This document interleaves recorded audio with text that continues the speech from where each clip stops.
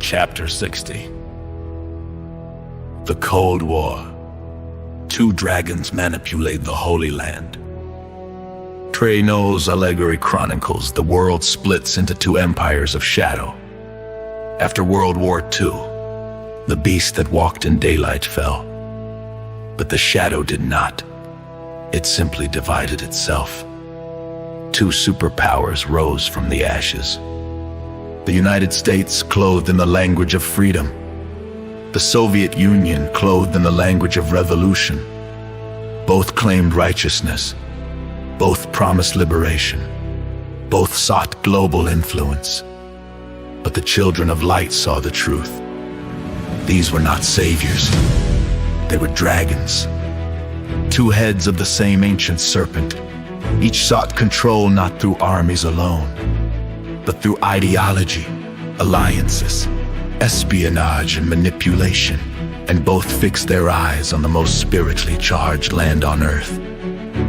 Israel, Palestine, the Holy Land. For the shadow whispered, whoever shapes this land, shapes the future of the world.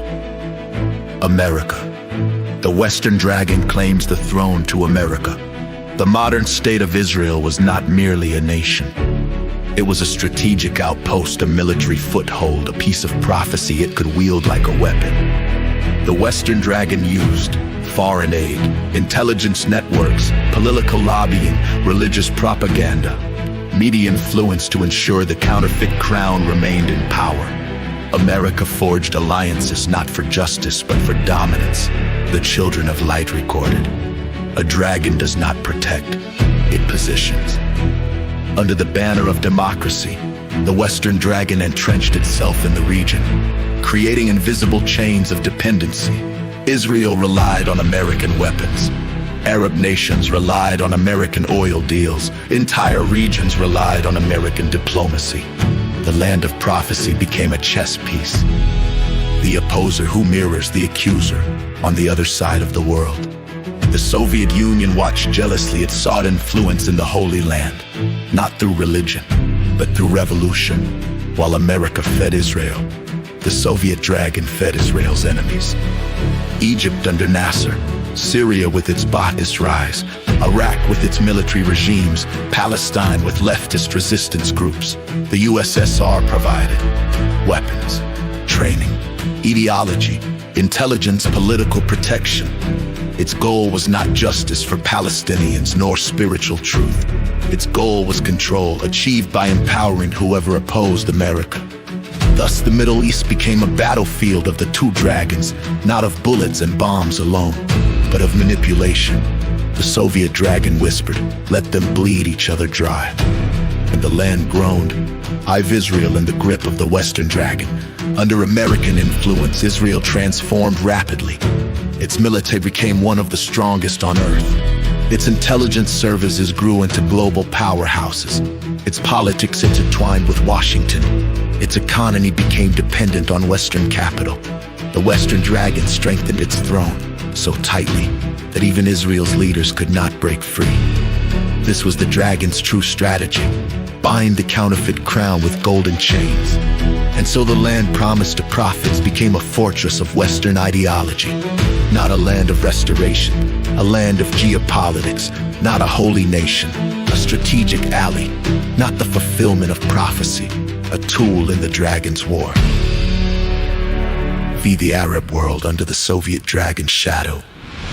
While Israel aligned with America, Arab nations fell into the orbit of the Soviet Union. This was not because they loved communism, but because they despised the loss of their land. The Soviet dragon exploited the wound. It empowered dictators and revolutionaries alike. Strongmen with iron fists, generals born from coups, parties shaped by ideology rather than identity. The Middle East became a Cold War laboratory. Coups in Iraq, revolutions in Egypt, insurgencies in Syria, ideological warfare across the region. The Soviet dragon offered weapons, but never freedom, unity, but never identity, revolution, but never restoration. Both dragons wanted the same thing: control of the land where prophecy breathes.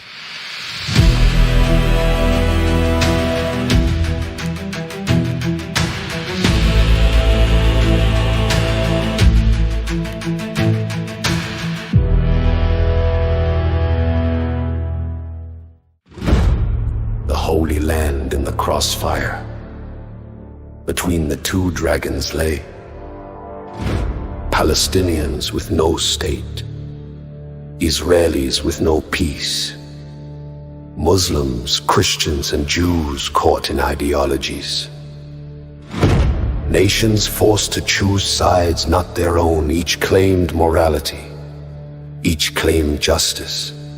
But the children of light saw deeper. The dragons were not fighting each other.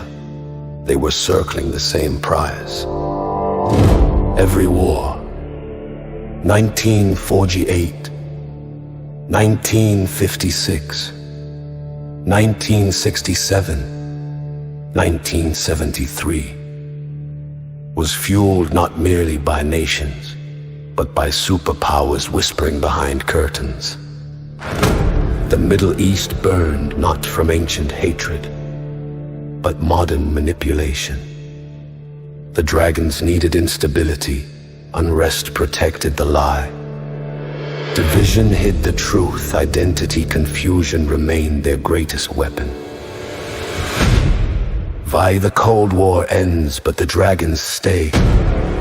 When the Soviet Union collapsed in 1991, the world believed the war had ended, but the Eastern Dragon did not die. It scattered. Its networks, weapons, and ideologies flowed into Iran, Syria, militant factions, political movements. Meanwhile, the Western Dragon tightened its grip further. America became the sole superpower, the dominant manipulator of the Holy Land. But the children of light knew the fall of one dragon does not end the war. It only shifts its form.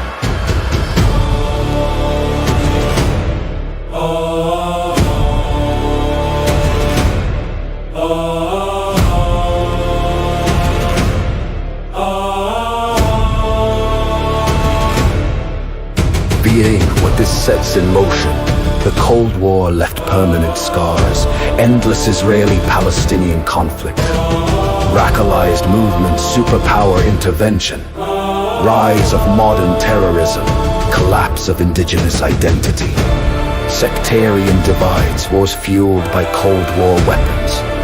The two dragons achieved their goal, a holy land perpetually unstable, and too confused to see through the counterfeit.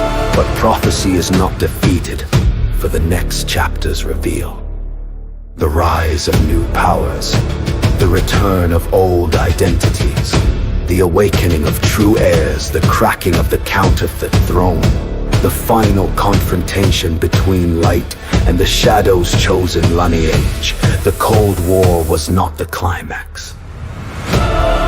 It was the preparation. The dragons fought for territory, heaven fights for inheritance.